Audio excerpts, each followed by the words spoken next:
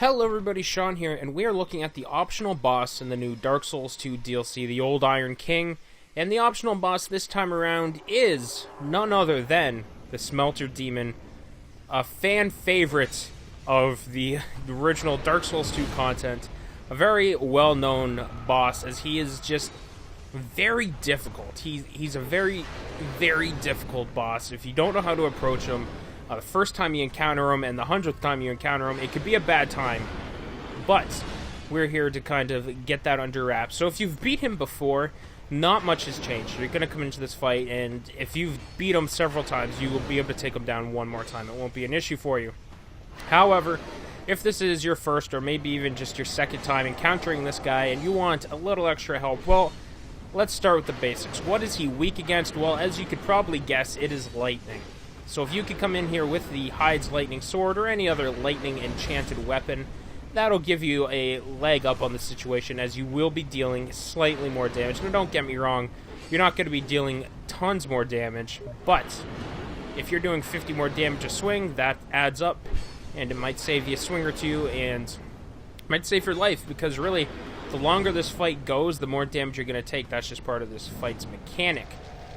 The other thing to keep in mind is that the boss will still act as the normal Smelter Demon does. So he starts out with basic attacks, and then once he reaches a certain point in his health bar, or a certain time, it seems to be either or, he will kind of just stand still and ignite himself. You'll see his chest is now glowing with a much brighter blue flame.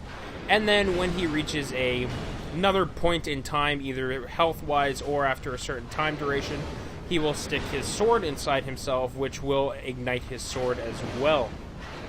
Once he has ignited his body, you can no longer stand beside him without taking damage. Now, the normal Smelter Demon and this one are a little different, and I'm sure you've already spotted the difference, in that the normal Smelter Demon is a fire-based enemy. He is very clearly glowing with fire, his sword is on fire, lots and lots of fiery death. This one is glowing with blue death. That means he is actually magically enchanted and is not based in fire at all. So, before you even get to this fight, when you're preparing for it, what you want to do is make sure you have magic defense through the roof, as high as you can possibly get it.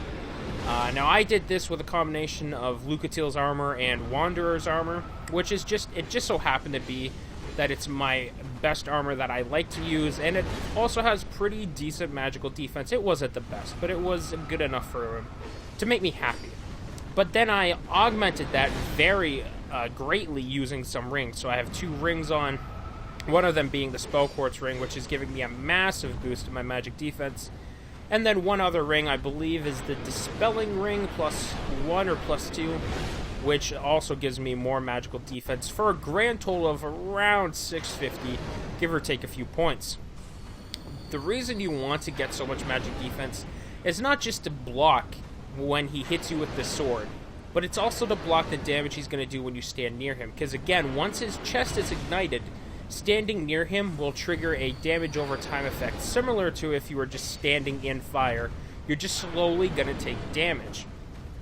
But the more magical defense you have, the less damage you're going to take from this. So, with that 650, you can see that I can stand beside him pretty safely, as I'm only taking a few points of damage per second by standing near him, as opposed to coming into this fight the first time, and my health bar was like very quickly draining.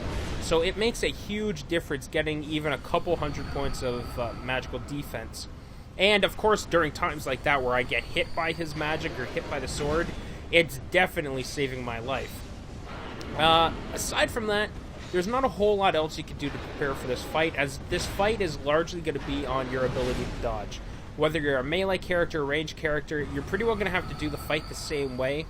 He's a slow-moving enemy. His attacks are pretty basic. I mean, the only special attack he even has is the one where he jumps, plunges the sword in the ground, and then basically blows himself up. Aside from that, they're just basic sword swipes that you're going to have to get used to dodging. You can block them. However, there's very few shields in the game that have 100% melee block and very high magic block. So you're either going to get hit by the magic or you're going to get hit by the sword. The shield I'm using, I believe it's called the Dragon Crest shield. I'm not 100%. It's a very nice shield. It doesn't block 100% melee, but it's around 95%, and it blocks around 80% of his magic. So I brought this shield with me just in case I needed it, and there's a few times, like right there, you can see it blocks most of, but not all the damage, so it's a very handy shield.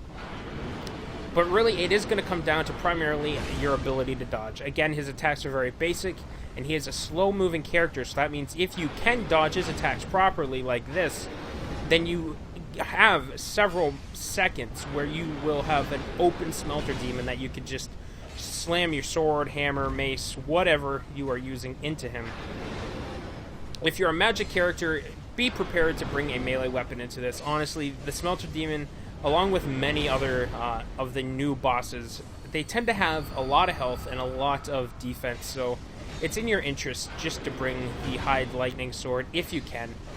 Most magic characters should have enough stats to at least be able to wield this sword, or at the best, or at the least rather, you could always get a dagger or something even lighter and then just enchant it with lightning.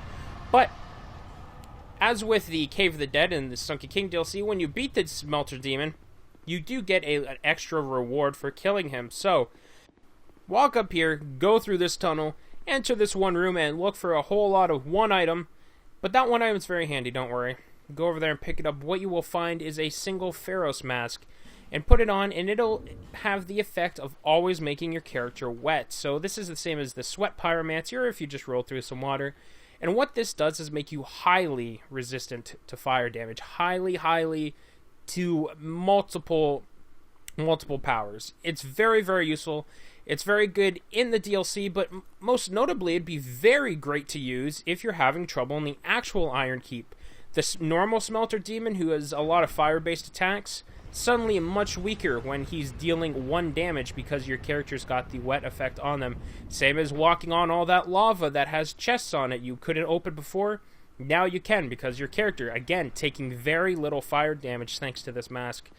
But that is it for the optional boss, the Smelter Demon Magically Enchanted 2.0 edition. I hope this helped you out a little bit. I thank you for watching, and we'll see everyone next time.